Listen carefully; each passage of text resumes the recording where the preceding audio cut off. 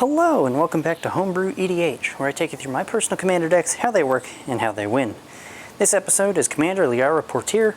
I know it's been a long time since I've done one of these videos, so might not be the greatest quality, but I'll try to do what I can remember. This deck is a keyword soup deck, where we get a bunch of creatures out with a bunch of keywords, find Audric, Lunarch Marshal, and then land something like an Elesh Norn, swing out, and win the game through pure damage, or we can combo off with Heliod, Suncrowned, and Walking Ballista. With that, let's get into the episode.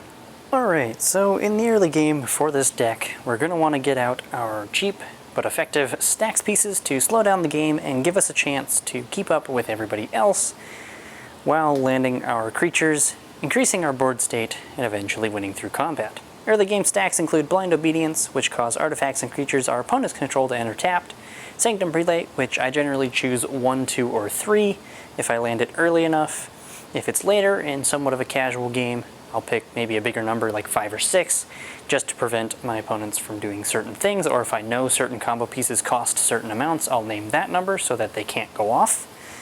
Deafening Silence prevents each player from casting more than one non-creature spell this turn. If you take a look at the deck list, this deck is nearly 50% creatures, so we don't usually have to worry about being affected by this, and cards like Esper Sentinel will just help with card draw and keeping up with everybody else at the table. Mid-game, you're going to want to look for your slightly bigger creatures and your creatures with Myriad, which will allow your commander's ability to be more effective by exiling more cards and discounting them more, as well as being able to get in for a bit more damage and just keeping up in general to get into the late game and swing out for our opponents to be out via damage.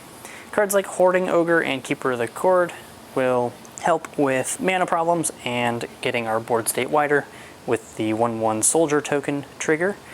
Legion's Initiative will buff all of our red and white creatures, which isn't really a problem here. We have red and white creatures only because we're in a red and white only deck, so that makes sense.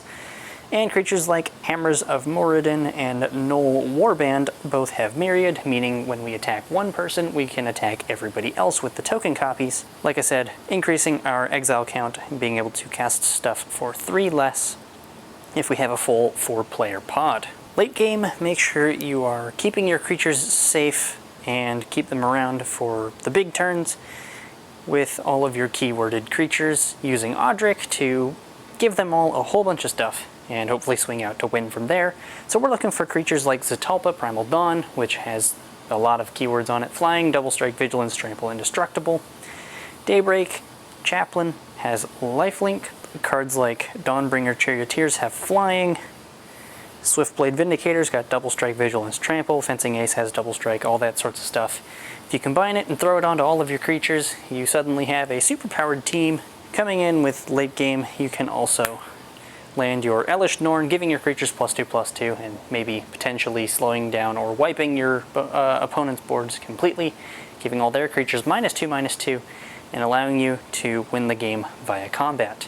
If that plan somehow goes out the window, and say somebody's got like a fog or something like that, you can always use your Heliod, Suncrowned, Walking Ballista combo, which is pretty straightforward. If you don't know how it works, you can cast Walking Ballista for I believe as low as 2 to put 2 counters on it.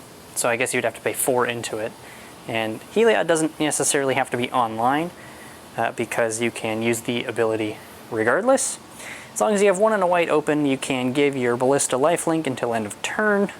Whenever you gain life, put a +1/+1 counter on target creature or enchantment you control, using Heliod, and you can remove a counter from Ballista to deal a damage to any target. You give it lifelink, remove a counter, it pings somebody, you gain a life, you put the counter back on, you can loop that infinitely and ping everybody down to win that way. Alright guys, that's going to do it for me. I hope you enjoyed this video of Homebrew EDH. If you did, go ahead and leave a like. Consider subscribing if you want to see more deck techs and whatever other random magic stuff I happen to upload. I haven't done these homemade deck techs in quite a while, and I don't really do them that often anymore, because I did like 37 straight when I started the channel, when I got into that. They're every once in a while now, but if you do enjoy them, go ahead and let me know. Leave a like, that kind of thing. Be sure to leave comments if you want to see certain decks or how I would do certain pilots, that kind of thing. I will have a live Double Masters 2022 box opening. It'll be live here on YouTube this Wednesday at around 5:30 or 6 o'clock Eastern time in the evening. It'll be live from my LGS, and I will be there opening packs with my friends and hopefully with some of you guys. If you're interested in that kind of thing, be sure to tune in. Like I said, Wednesday, 5:30, 6 o'clock Eastern time. And I hope to see you there in chat, and I'll be free to answer questions and all that sorts of thing. And we can celebrate whatever we happen to pull. I'm hoping for some great stuff. Obviously, Imperial Seal is like the big go-getter, so hoping for at least one, because that would be awesome. With all that said, hope you guys enjoyed this video. Take care of yourselves, take it easy. I'll see you guys in the next one.